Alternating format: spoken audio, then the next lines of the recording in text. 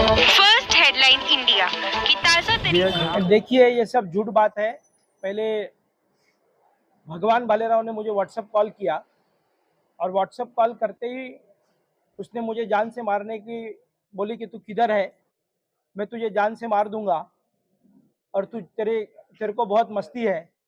Indian राजनीतिक group में उसने कुछ फोटोज डाले थे, उसके ऊपर से उसको कोई गुस्सा आया और जान से मारने के लिए मुझे बार बार पूछ रहा था तू किधर है। मैंने उसको स्पष्ट रूप में 11 मिनट मेरे से उससे और उसकी जो दूसरी बीबी है दोनों ने मेरे से बात किया और बात करने के बाद मैंने उसको बताया कि मैं कलानी महल में बैठा हूँ।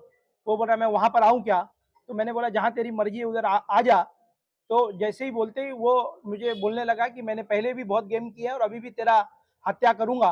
और हत्या करने के इसमें जो उसकी दूसरी जो बीबी है, 2 बीबियां हैं उनको, जो दूसरी बीबी है उनका जो भाई है उसका साला, वो सीधा हमारे कलानी महल में आ गया और कलानी महल में आते ही उसने मेरे को चाकू से यहाँ पर वार किए हैं। और साथ ही साथ दूसरे जो एक उसके साथ में जो था वो कहानी, वो सीधे तौर पर वेपन लेकर एक तरफ ये चिल्ला रहा था कि फायर करो और दूसरी तरफ वो फायर करने की कोशिश कर रहा था मेरे साथ में। बाकी के लोग जो मेरे साथ में थे वो उसको बिठा रहे थे और वो वहां से भागते जा रहा था। इस तरीके से मेरी हत्या करने की जो साजिश है वो पूरी, भगवान भालेराव ने मेरे से 11 मिनट व्हाट्सएप कॉल पर बात किया है और वो सीधे तौर पर बोल रहा है कि मैं तेरी हत्या कर दूंगा ऐसे तौर पर। और बार बार वो एक ही बात बता रहा था कि तेरे को मस्ती है और राजनीतिक तौर पर तू मेरे खिलाफ लड़ने की सोचता है। ऐसे करते कर मेरे को बार बार उसको मारने की मुझे बता रहा था कि मैं आ रहा हूँ, तू रुक जा। और आके उसके साला वो खुद और 4-5 अन्य लोग वहां पर घुस के एक व्यापन दिखा रहा था और दूसरी तरफ एक चाकू मार रहा था और वो बोल रहा था कि फायरिंग करो। और मेरी हत्या करने के लिए वही इरादे से भगवान भालेराव और उनके अपने लोगों ने मेरे को यहाँ पर हमला किया। देखिए, पुलिस का इन्वेस्टिगेशन चालू है। पुलिस कलानी महल के जितने भी सीसी कैमरे हैं वो हमने पुलिस के सामने दिए हैं। कहाँ पर भी आदरणीय पप्पू कलानी जी और ओमी कलानी जी यहाँ पर थे ही नहीं। उनका कोई भी, पप्पू ओमी कलानी जी को पुलिस बॉडीगार्ड है, दूसरी तरफ पप्पू कलानी जी वहां पर उतरे ही नहीं थे।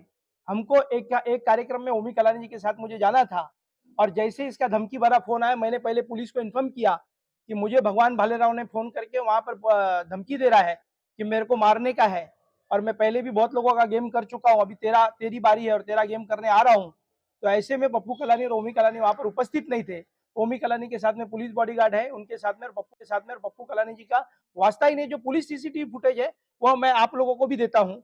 यहाँ पर कोई नहीं, किस तरीके से वो हमारे कलानी महल में आ जाते हैं और किस तरीके से वो फायर करने की कोशिश कर रहे हैं, कैसे भगवान भालेराव का जो साला है वो किस तरीके से चाकू से मेरे ऊपर हमला कर रहा है, वो पूरी सीसीटीवी फुटेज में आया है। सीसीटीवी फुटेज भी मैं आपको देता हूँ। और कहाँ पर भी ओमी कलानी और पप्पू कलानी जी का यहाँ पर थे ही नहीं वो। उल्हासनगरमध्ये कालानी परिवारची जी दहशत आहे, आता पप्पू कालानी सुटून आल्यापासून ती दहशत पुन्हा सुरू केली आहे.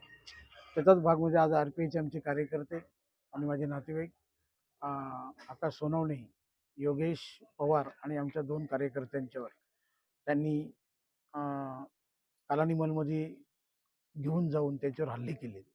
त्यांच्या रिव्हॉल्वर लावले, त्यांना मारहाण केली, डोक्यामध्ये त्यांच्या वार केले, अशा पद्धतीने हातावर वार केले. अशा पद्धतीमध्ये त्यांची ती दहशत आहे, ती दहशत त्यांनी निर्माण करण्याचं काम केलं. कारण आता निवडणुका येणार आहेत. कालानी परिवार नेहमी ही दहशतीच निर्माण करतो आणि मग ते अनेक कार्यकर्ते असतील त्यांच्यावर हल्ले करणे, त्यांचे मर्डर करणे हे त्यांचा कालानी परिवाराचा भाग आहे.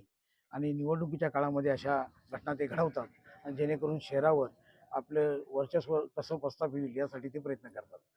पण आरपीआयला त्यांनी आजपर्यंत जे हल्ले केले ते भारतीय जनता पार्टी आणि आमच्या अशा किरकोळ लोकांच्यावर केले असेल, पण आरपीआय त्यांना स्टाईलमध्ये आरपीआय त्यांना उत्तर लवकरच देईल आणि आरपीआय त्यांना काय आहे हे समजून देईल. कारण ते स्वतः आरपीआयमध्ये होते, त्यांना आरपीआय कशी असते ती लवकरच कळेल. आणि आरपीआय त्यांना जर अटक केली नाही तर आरपीआयच्या 2 दिवसामध्ये शहरामधले जे वातावरण खराब होईल त्याला सर्वस्वी जबाबदार त्यांची राहील. याची त्यांनी दखल घ्यावी आणि त्यांनी जे केलेलं आहे त्याचे गुन्हे दाखल होणारच आहे. गुन्हा दाखल झाल्यानंतर आम्ही आमच्या रिपब्लिकन पक्षाचे कार्यकर्ते कशा पद्धतीने उत्तर देतील हे येणारा काळच ठरवेल.